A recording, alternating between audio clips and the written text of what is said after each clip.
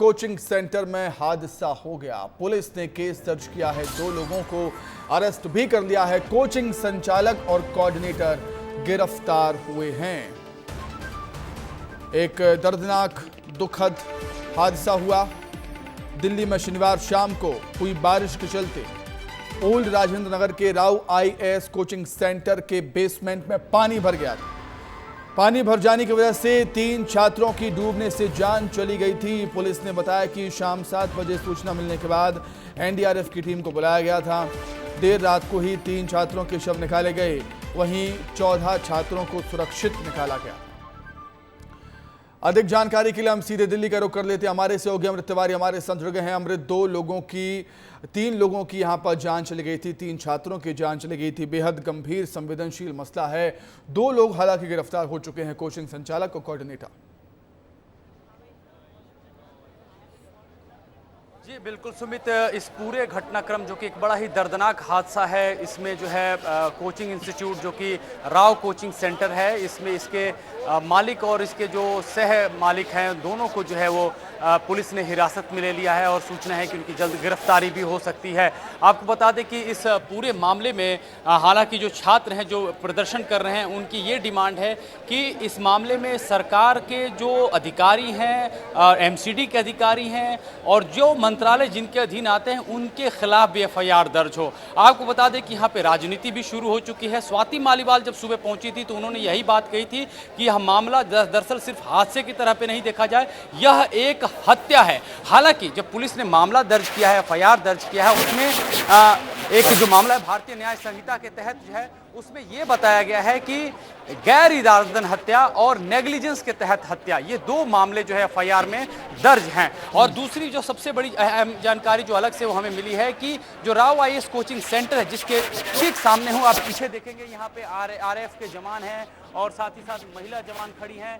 पीछे जो है वो कोचिंग सेंटर है, जिसको पूरी तरह से एक तरह से बैरिकेड से जो है वो इसको फोर्टिफाइड कर दिया गया है, किलेबंदी के तौर पे तब्दील कर दिया गया है, ताकि इधर कोई नहीं जा सके। छात्र जो प्रदर्शन कर रहे हैं वो इस तरफ न आए। यही वो कोचिंग सेंटर है। जो सबसे बड़ी बात सामने आई है कि इसके जो बेसमेंट है, बेसमेंट में सिर्फ और सिर्फ जो इनको एक ऑर्डर मिला था एक तरह से, जिनको एमसीडी की तरफ से, वो ये था कि आप इसमें सिर्फ और सिर्फ स्टोर का सामान रखेंगे, यानी स्टोर करेंगे। लेकिन इस कोचिंग सेंटर ने इसमें लाइब्रेरी खोल दी और जिसमें छात्र बड़ी संख्या में जाते हैं, पढ़ाई करते हैं।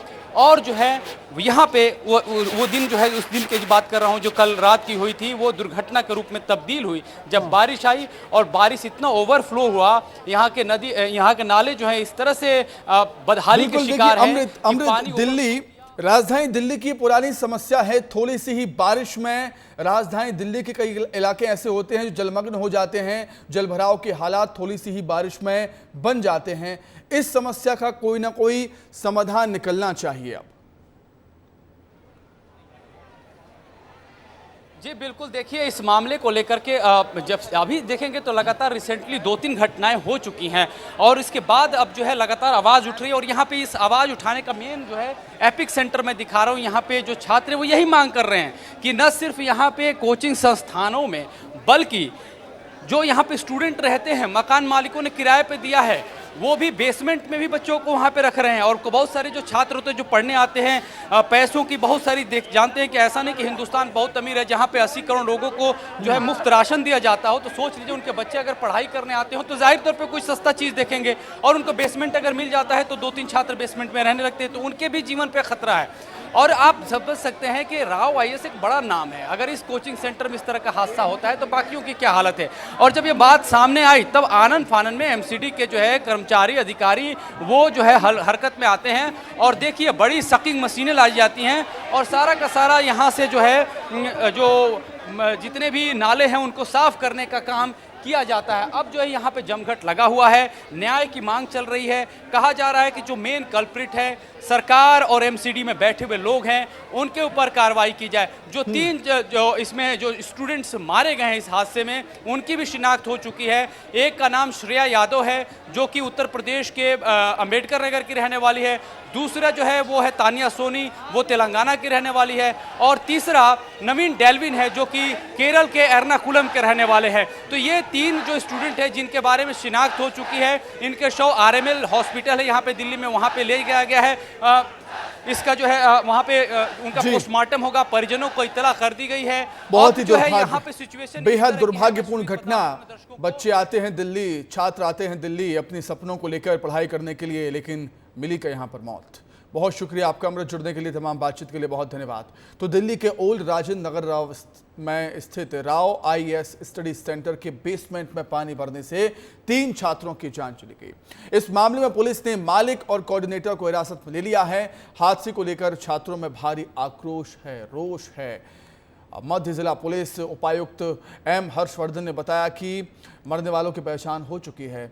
इसमें एक लड़की यूपी के अंबेडकर नगर की है और छात्र केरल के रहने वाला है, जबकि दूसरी छात्रा तेलंगाना की रहने वाली है। इस दौरान हमारे सहयोगी अमृत तिवारी ने कुछ लोगों से बातचीत की, आपको सुनना चाहिए।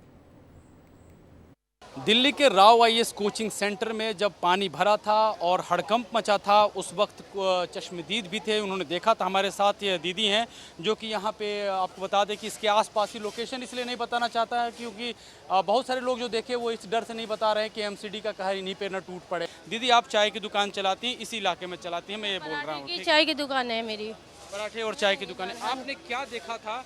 आप हमारे दर्शकों से आप ही बताइए सारी चीजें। देखो यहाँ पे बारिश हुई थी, पहले 4 बजे हुई थी बारिश, वो पानी निकल गया था।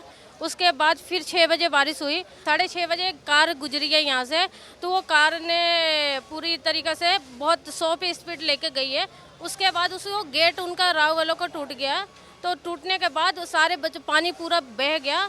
फिर वो सारे बंदे यहाँ से भाग भाग कर जाकर उनको बचाने के लिए कोशिश करा, फिर कुछ नहीं करा। यहाँ पे पानी रोड पे इतने ऊपर तक आ चुका था। मैं वहाँ तक पानी में बह कर गई थी और वहाँ से आई, मेरे सारे पैसा कौड़ी सामान सारा बह गया। कितने स्टूडेंट्स थे आप जो है उनको चाय पिलाती थी, आते होंगे? मेरे पास जो ये लड़के दिखा रहे हैं ना, ये सारे मेरे पास खाना खाते थे, मेरी मदद भी करते थे।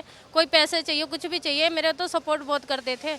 3 बच्चों की बात कही जा रही है, अब दुनिया में नहीं है, बड़े तड़प तड़प के उन्होंने जान गई है। हाँ, वो सारे लड़के जो लड़का है ना, वो उसको मैं जानती, मेरी दुकान में रोज सुबह आता था। सबसे पहले मेरे से पूछता था, दीदी आप कैसे हो, खाना वाना खाया, नाश्ता किया, ठीक हो आप, ऐसे मेरे से रोज पूछ कर जाते थे वो भैया। जो आप लोग भी बहुत सारे रहे होंगे, घर के बाहर पढ़ते होंगे या पढ़ चुके होंगे, उनका जो मिजाज होता है काफ़ी जो है याराना होता है। परिवार से दूर रहते हैं, जहाँ भी कोई उनसे बढ़िया से प्रेम से बात करने वाला मिलता है वही परिवार हो जाता है। दोपहर का वक्त बीत गया है लेकिन अभी तक कोई भी यहाँ पे नहीं पहुँचा। ये भीड़ का आलम बता रहे, पुलिस प्रशासन और संख्या में इनका इजाफा हो चुका है, लेकिन सरकार के नुमाइंदे अभी तक यहाँ पे मौके पे नहीं पहुँचे हैं।